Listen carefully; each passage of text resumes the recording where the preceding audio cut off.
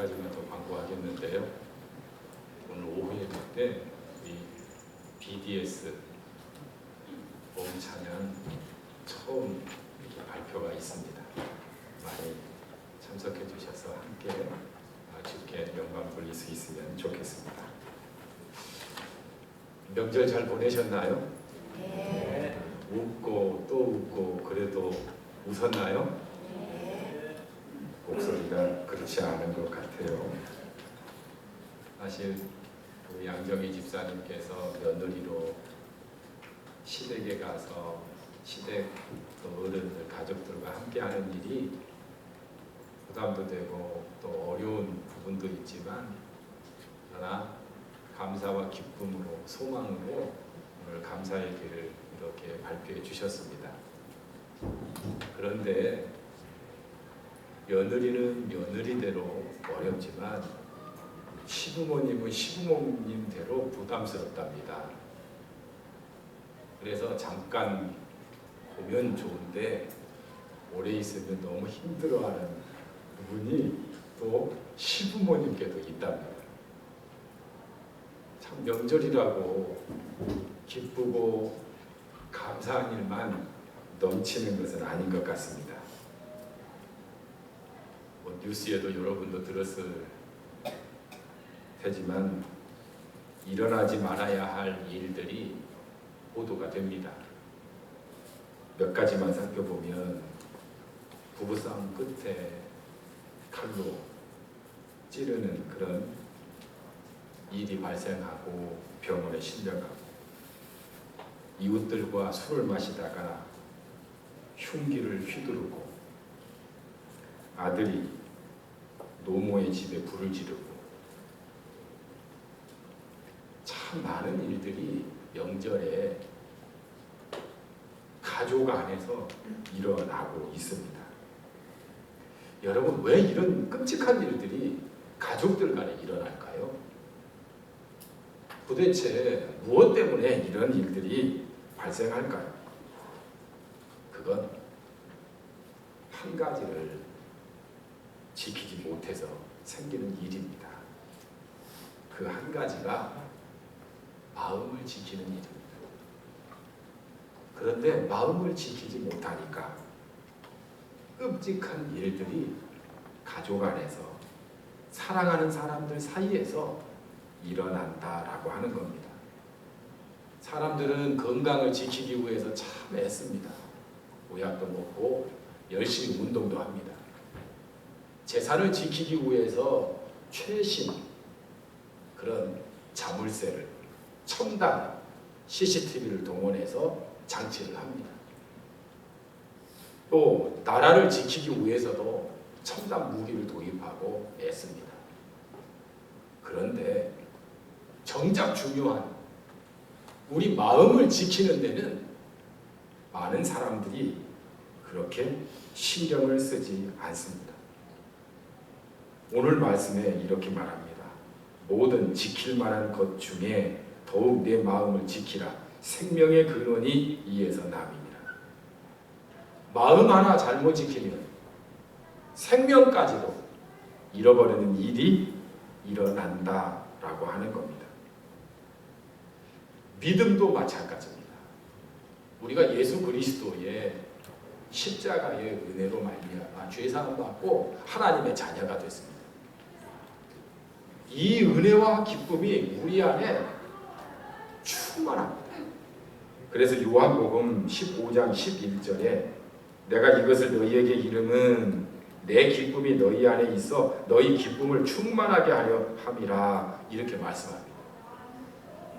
예수 그리스도께서 이 땅에 오신 목적 자체가 우리 마음에 주님의 기쁨을 충만하게 주기 위해서라고 말씀합니다.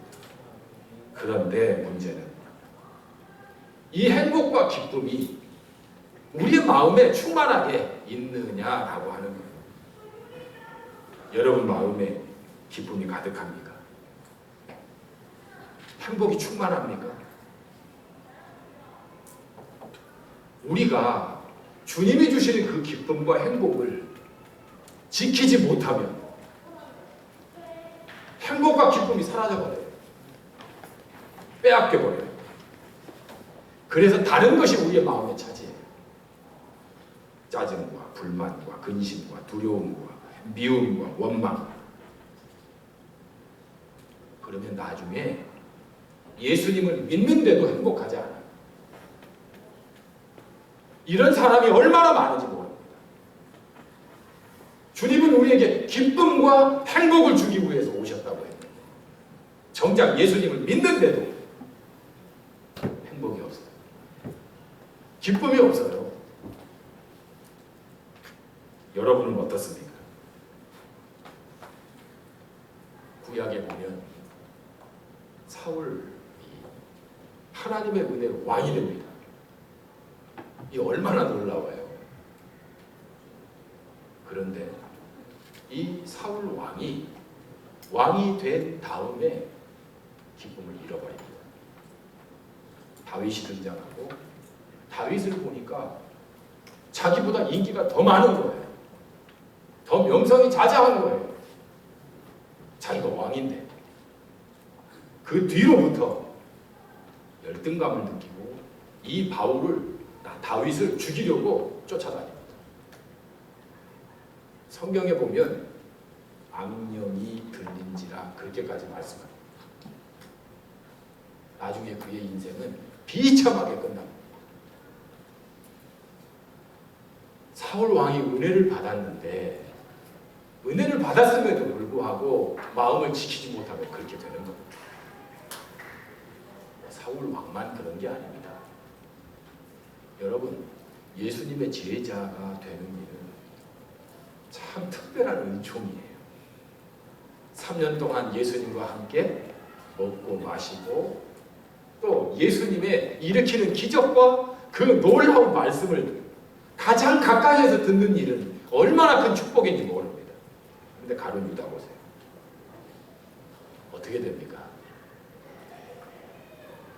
그가요, 자기 마음 하나 지키지 못하니까 비참한 인생이 되고 말아요. 여러분, 마음을 지키는 일은 그 무엇보다도 중요하다라고 하는 겁니다. 그러면 우리가 어떻게 하면 주님이 우리에게 주신 그 은혜, 주님이 우리에게 주신 그 축복, 그 행복, 이것을 지킬 수 있느냐라고 하는 겁니다. 어떻게 하면 지킬 수 있을까요?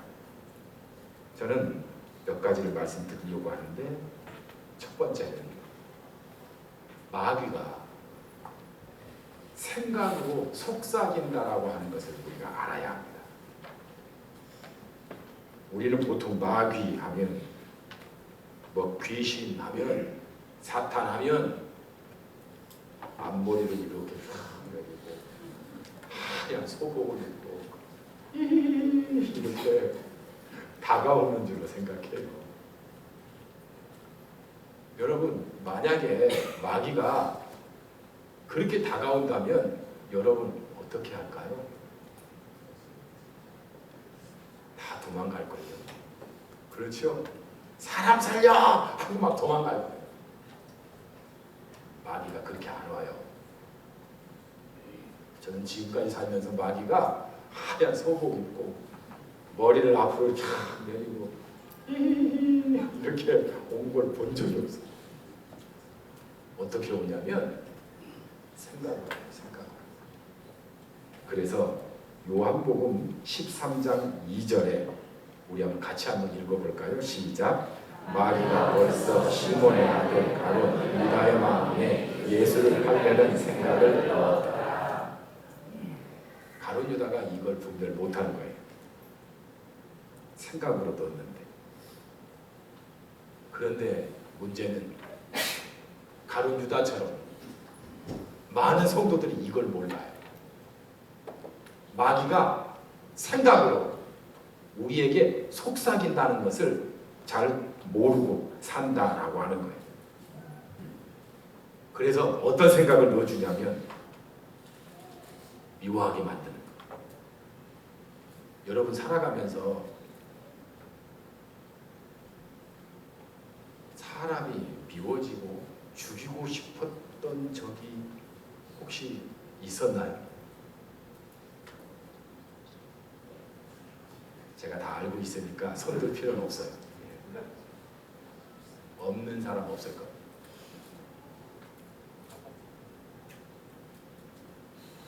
그렇게 생각을 마귀가 넣는 거예요. 여러분, 복수하고 싶은 생각, 내가 절대 용서 안 해, 저주하고 싶은 생각, 저런 인간은 죽어야 돼. 나도 모르게 생각이 그렇게 든 적 있죠. 마귀가 그렇게 우리의 생각 속에 속삭인다라고 하는 거예요. 생각을 집어 넣어준다는 거예요. 가룟 유다가 이걸 몰라서요.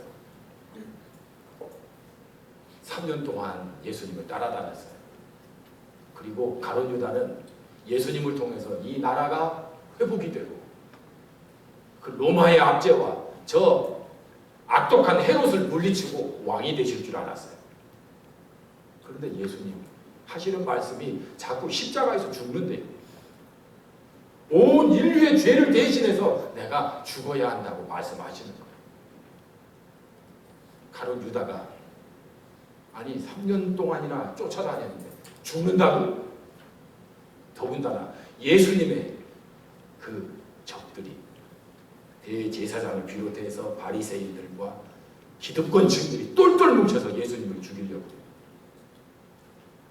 얼핏 아유 예수님 그냥 팔아버릴까? 돈이나 좀 받고 내 나름대로 그냥 새로운 삶을 살까? 이런 생각이 들었을 거예요. 그때 아마 아이 그렇게 하면 안 되지. 내가 어떻게 예수님을 배반할 수 있겠어? 뿌리쳤을지도 모르겠어요. 그런데 자꾸 이 생각이 드는 거예요. 마귀가 주는 생각인지도 모르고 자꾸 드니까 그 생각을 품어버리는 거예요. 그리고 나중에 어떻게 해요? 그 생각대로 행하는 겁니다.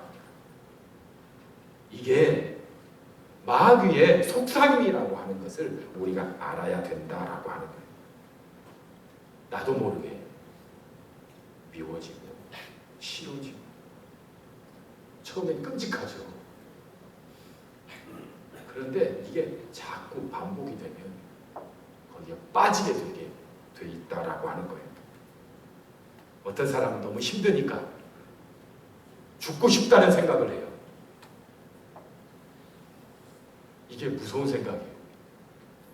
하나님이 주신 생각이 아니에요. 마귀가 속삭이는 생각이에요. 죽으면 다 끝나겠지. 이걸 마귀가 우리의 생각 속에 넣는 건 줄 모르면 당하게 돼 있다라고 하는 겁니다. 음란한 생각도 마찬가지. 음란한 생각이 자꾸 들어와요. 이거요, 마귀가 주는 건 줄 알아야 됩니다. 마귀는요, 우리를 넘어뜨리려고, 기쁨을 빼앗으려고 얼마나 애쓰는지 몰라요. 아까 찬양할 때도 제가 이렇게 우리 학생들 보니까 그림을 그리고 있더라고요. 툭 쳤어요. 딱 정신 차리더라고요. 하나님은요, 우리의 예배를 받고 싶어 하세요. 온전히 받고 싶어 하세요. 그런데 우리도 모르는 사이에 예배가 싫어. 지루해. 내가 왜 여기 앉아있지? 아이고, 부모님이 오라고 그래서 엄마 아빠가 교회 안 가면 혼낼까 봐. 그런데 마귀가 우리의 생각을 통해서 들어온다는 것을 우리가 알아야 돼요. 찬양을 못하게 하고 예배를 방해하고 있다는 것을 알아야 돼요. 왜냐하면 마귀는 속삭이듯 우리에게 다가오기 때문에 그렇습니다. 여러분, 하나님이요 우리의 무엇을 보실까요? 제 넥타이가 그래도 멋있죠? 양복이 잘 어울리죠? 전혀 반응이 없는 이유는 시기 질투인 줄로 알겠습니다. 그런데 하나님께서 멋진 옷, 넥타이 이런 거 안 보세요. 뭘 보냐면 속에 있는 마음을 보세요. 그걸 우리가 알아야 돼요. 지금 정신 차려야 돼요. 하나님이 지금 얌전히 앉아있는 것으로 하나님께서 잘했다 칭찬하는 게 아니에요. 예배는 그런 게 아니에요. 우리의 마음을 보고 계시다라고 하는 거예요. 그래서 사무엘상 16장 7절에 이렇게 말합니다. 우리 같이 읽겠습니다. 시작. 여호와께서 사무엘에게 이르시되 그의 용모와 키를 보지 말라. 내가 이미 그를 버렸노라. 내가 보는 것은 사람과 같지 아니하니 사람은 외모를 보거니와 나 여호와는 중심을 보느니라 하시더라. 아멘. 중심을 보세요. 생각을 보세요. 왜 중심을 보시고 생각을 볼까요? 결국은 사람이 그 생각대로 나중에 행동하기 때문에 그렇습니다. 미워하는 마음이 우리의 마음에 가득하면 그 미워하는 마음이 결국은 행동을 통해서 나타나요. 그래서 여러분 정신 차려야 돼요. 지금 여러분 아주 예쁘게 앉아 계시지만 주님은 무엇을 보신다고요? 마음을 보신다라고 하는 겁니다. 그래서 마귀가 속삭이듯 악한 생각을 우리에게 주면 물리쳐야 되는 겁니다. 야고보서 4장 7절에 이렇게 말씀합니다. 그런즉 너희는 하나님께 복종할지어다. 마귀를 대적하라. 그리하면 너희를 피하리라. 마귀는요 대적해야 돼요. 중요한 사실은 우리가 마귀를 대적하지 않으면 마귀는 우리를 떠나지 않습니다. 대적해야만 떠나는 거예요. 근데 대적을 안 해. 그러면 마귀가 좋아라 하고 나와 함께 살게 된다라고 하는 거예요. 그래서 여러분 따라서 하십시오. 악한 생각을 주는 마귀야. 나에게서 떠나가라. 그렇게 하셔야 돼요. 가만히 있으면 안 돼요. 음란한 생각이 들면 어떻게 하라고요? 음란한 생각을 주는 이 마귀야. 예수 이름으로 명하노니 떠나가라. 내쫓아야 돼요. 내쫓으면 마귀는 떠나가게 돼 있다라고 하는 거예요. 그뿐만 아니에요. 우울한 마음이 우리 안에 가득해요. 열등감이 가득해요. 불안한 마음이 가득해요. 그러면 기도해야 돼요. 언제까지? 이 마음이 풀릴 때까지. 그것이 우리의 마음을 지키는 겁니다. 그냥 적당하게 넘어가면 안 되는 거예요. 내가 왜 우울하지? 내 왜 마음이 상하지? 왜 기분이 나쁘지? 그럴 때 있죠. 그럴 때 빨리 마귀를 물리치시고 주님이 주시는 그 기쁨과 행복을 다시 회복할 수 있기를 바랍니다. 그래야 돼요. 사탄은요 계속해서 사탄의 일을 통해서 우리를 넘어뜨리라고 합니다. 그 구체적인 내용이 갈라디아서 5장 19절에서부터 보면 나옵니다. 이렇게 말합니다. 육체의 일은 분명하니 곧 음행과 더러운 것과 호색과 우상 숭배와 주술과 원수 맺는 것과 분쟁과 시기와 분냄과 당짓는 것과 분열함과 이단과 투기와 술 취함과 방탕함과 또 그와 같은 것들이라. 중요한 것은 이렇게 말합니다. 전에 너희에게 경계한 것 같이 경계하노니 이런 일을 하는 자들은 하나님의 나라를 유업으로 받지 못할 것이요. 하나님의 나라를 유업으로 받지 못한다고 그렇게 말씀하고 있습니다. 그래서 여러분, 마귀가 주는 생각을 즉시로 물리쳐야 되는 겁니다. 예배를 우습게 보고 하나님의 말씀을 싫어하고 사람을 저주하게 만드는, 우리끼리만 하는 이기적인 당짓는 것들, 또 우리 몸을 더럽히는 음란과 호색과 술 취함, 그 즉시로 사탄아 물러가라, 이렇게 해야 되는 줄로 믿습니다. 그렇지 않으면 사탄은 떠나지 않는다라고 하는 겁니다. 마지막으로 우리의 마음을 하나님의 말씀으로 채워야 합니다. 사탄이 계속 오면 올 때마다 사탄아 물러가라, 사탄아 물러가라. 언제까지 사탄만 내쫓을 거예요? 우리의 마음에 하나님의 말씀을 채우면 그 하나님의 말씀으로 분별이 되어버립니다. 그뿐만 아니라 우리의 생각과 우리의 마음은 하나님의 말씀으로 충만해서 그 말씀대로 살아가게 돼 있다라고 하는 거예요. 예수님께서 40일 금식하시고 그리고 사탄의 유혹을 받습니다. 그때 사탄이 다가오지요. 다가와서 배고프지? 그러면서 하는 말이, 내가 하나님의 아들이거든. 저 돌을 떡으로 만들어서 먹으라고 시험을 합니다. 거기에 넘어가지 않자 이 사탄이 예수님을 높은 성전 꼭대기로 데리고 갑니다. 네가 메시아라면 사람들한테 뭐 얘기할 게 뭐 있어? 여기서 뛰어내려. 그러면 천사들이 와서 받아줄 텐데, 그러면 사람들은 너를 메시아로 알고 따를 거야. 그런데 예수님은 그 시험에 넘어가지 않습니다. 그러니까 산 꼭대기로 데리고 갑니다.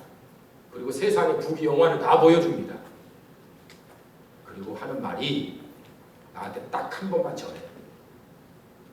내가 이 모든 거 다 줄게. 그때 예수님께서 뭐라고 말씀하시면서 이 사탄을 물리치냐면, 마태복음 4장 4절에 보면 이렇게 말씀합니다. 우리 같이 한번 읽어볼까요? 시작. 예수께서 대답하여 이르시되 기록되었으되 사람이 떡으로만 사는 것이 아니요 하나님의 입으로부터 나오는 모든 말씀도 사는 것이라 하였느니라 하시니. 7절 시작. 예수께서 이르시되 또 기록되었으되 주 너의 하나님을 시험하지 말라 하였느니라 하시니. 또 10절 시작. 이에 예수께서 말씀하시되 사탄아 물러가라. 기록되었으되 주 너의 하나님께 경배하고 다만 그를 섬기라 하였느니라. 아멘. 여기 세 가지 말씀에 나오는 공통된 단어가 기록되었으되. 기록되었다라고 하는 말은 구약 성경을 말하는 겁니다.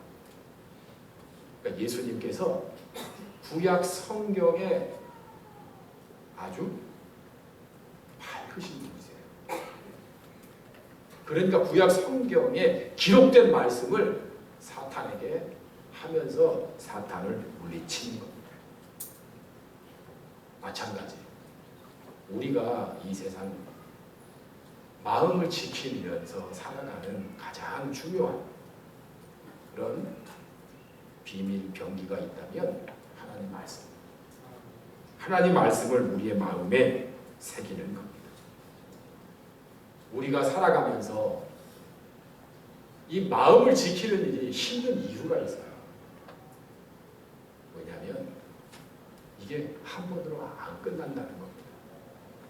사탄이 나쁜 생각을 주었을 때 사탄아 물러가라. 그걸로 끝나버리면 좋겠는데 그걸로 끝나지 않아요. 또 와요. 또 와. 자꾸 악한 생각을 속삭이들 자꾸 준다 이 말이에요. 날마다 준단 말이에요. 날마다 찾아온단 말이에요. 이것이 우리를 힘들게 하는 겁니다. 여러분 요셉 알죠? 요셉이 오디발 장군의 집에 팔려갑니다. 그리고 거기에 정말 충성해서 총무의 일을 맡습니다. 모든 집안의 살림을 도맡아서 하는데 오디발 장군의 아내가 이 요셉이 너무 잘생기고 마음에 들어서 어떻게 유혹하냐면 창세기 39장 7절에 보니까요. 그 후에 그의 주인의 아내가 요셉에게 눈짓하다가 동치마니를 청합니다. 당연히 요셉이 거절하죠. 그런데 문제는 10절에 보면 여인이 날마다 요셉에게 청하였으나 요셉이 듣지 아니하여 동침하지 아니할 뿐더러 함께 있지도 아니하니라. 참 요셉이 대단한 거예요. 날마다 동침하자고 다가오는 거예요. 이게 어려운 겁니다. 요셉은요 성령이 충만해서 이걸 극복을 했어요. 여러분 잘 아는 삼손이 있죠. 삼손은요 그렇지 못했어요. 그 드릴라가 자꾸 와가지고 당신이 그렇게 힘이 센 이유가 어딨냐고. 그때 사사기 16장 16절에 보면 이렇게 말합니다. 날마다 그 말로 그를 재촉하여 조음해 삼손의 마음이 번뇌하여 죽을 지경이라. 날마다 와가지고 힘이 어디서 나는 거야 도대체 알려줘 자기야. 날마다 삼손이 너무 힘든 거예요. 그래서 결국 말해버립니다. 나는 나시민이라 태어나면서부터 머리에 삭도를 대지 않았어. 내 힘의 근원은 이 머리에 있는 거야. 여러분, 이 비밀을 알려주고 나서 삼손은 어떻게 됩니까? 머리 잘려요. 힘도 못 쓰고 그리고 비참한 모습으로 끌려갑니다. 물론 나중에 하나님의 은혜로 다시 한번 힘써서 하나님께 영광을 돌리지만 얼마나 나약하고 연약한 모습으로 비참한 모습으로 쓰러지는지 모른다라고 하는 거예요. 마귀가 날마다 공격을 날마다 속삭이는 생각을 줘요. 내 생각인지 하나님의 생각인지 누구의 생각인지 모를 정도로 교묘하게 자꾸 준다라고 하는 겁니다. 그러면 너무도 많은 사람이 넘어가요. 베드로도 넘어갔고요. 다윗도 넘어갔고요. 목사도 넘어가고요. 장로도 넘어가고요. 너무도 많은 사람들이 크리스천들이 넘어가요. 넘어가면 어떨까요? 삼손처럼 힘이 없어져요. 그리고 마음에 괴로워요. 그리고 자기 스스로도 가증스럽게 여겨집니다. 이중인격자 같아요. 어떻게 하나님 앞에 떳떳하게 나와서 예배할 수가 있겠어요? 가책이 생겨서 잘 안 돼요. 중요한 것은 이것이 마귀가 노리는 전략이라고 하는 거예요. 예수님께서 베드로에게 찾아오십니다. 그리고 베드로에게 너나 사랑하니? 하면서 다시 말씀을 줘요. 내 양을 먹이라. 거기에 베드로가 다시 힘을 얻어서 일어납니다. 어쩌면 우리 가운데에도 한 주간의 삶을 통해서 떳떳하게 이 자리에 나와 있기보다는 죄송한 마음이 많을 수 있어요. 기쁨을 잃어버린 채. 어떤 사람은 내가 어떻게 하나님 앞에 부끄럽게 다시 기뻐할 수 있겠는가? 그건 말도 안 돼. 그건 가증스러운 일이야. 그렇게 생각하면 자기 자신을 자책할지도 몰라요. 내가 한 게 뭐 있다고? 내가 무슨 하나님의 축복을 받아? 나같이 더러운 사람은 안 돼. 스스로가 자기 자신을 정죄할 수도 있어요. 사탄이 여러분 이렇게 우리를 이끌고 간다라고 하는 거예요. 저는 여러분에 비하면 더 말할 것도 없습니다. 제가 어떻게 하나님의 말씀을 전해요? 저도 허물이 많은 사람인데, 그런데 여러분, 그때마다 하나님의 사랑과 하나님이 주시는 말씀을 기억하는 거예요. 여러분, 우리가 무슨 자격이 있어서 구원받았나요? 무슨 공로가 있어서 구원받았나요? 하나님의 전적인 은혜로 구원받았잖아요. 마찬가지예요. 우리가 하나님의 직분을 받고 하나님의 일을 하지만 이것 또한 하나님의 은혜로 하는 거지, 자격이 있어서 무슨 뭔가 대단한 일을 해서 하는 게 아니라고 하는 거예요. 그래서 주님의 말씀을 자꾸 의지하는 거예요. 주님, 제가 오늘 말씀을 들고 섭니다. 도와주세요. 내가 너와 함께함이니라. 담대하라. 나의 말씀을 전하라. 주님이 그렇게 말씀하시고 음성 주시고 다시 힘을 내서 다시 서는 거예요. 여러분, 마찬가지입니다. 그래서 데살로니가전서 5장 16절부터 보면 항상 기뻐하라, 쉬지 말고 기도하라, 범사에 감사하라. 항상 쉬지 말고 범사에, 다 같은 말이에요. 왜 우리가 이렇게 항상 해야 됩니까? 여러분, 마귀가 쉬지도 않고요, 또 우리를 넘어뜨리려고 얼마나 많은 공작을 펴는지 몰라요. 그래서 우리의 마음을 지키기 위해서 항상 기뻐하고 항상 쉬지 말고 기도하고 범사에 감사해야 되는 거예요. 그래야 우리의 마음이 지켜질 수 있다라고 하는 겁니다.